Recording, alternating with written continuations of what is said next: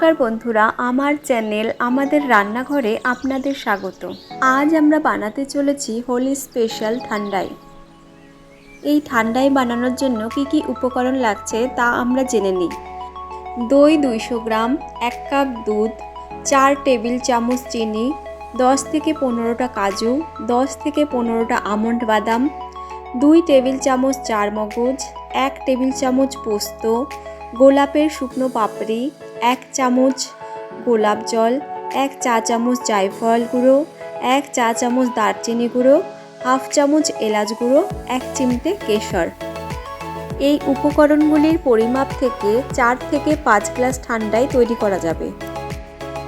প্রথমে একটি পাত্রে 1 কাপ দুধ, 4 টেবিল চামচ চিনি ও 1 চিমটে কেশর দিয়ে দুধটা একটু জাল করে নেব।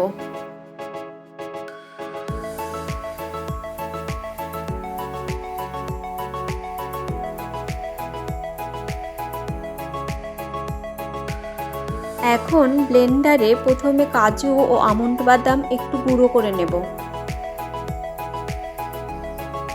গুঁড়ো হলে এর মধ্যে চারমগজ, পোস্ত, গোলাপের শুকনো পাপড়ি, জায়ফল গুঁড়ো, দারচিনি গুঁড়ো, এলাচ গুঁড়ো, গোলাপ জল ও জাল করা দুধ 2 থেকে 3 চামচ দিয়ে আবারও ব্লেন্ডারে চালিয়ে এরকম পেস্ট বানিয়ে নেব।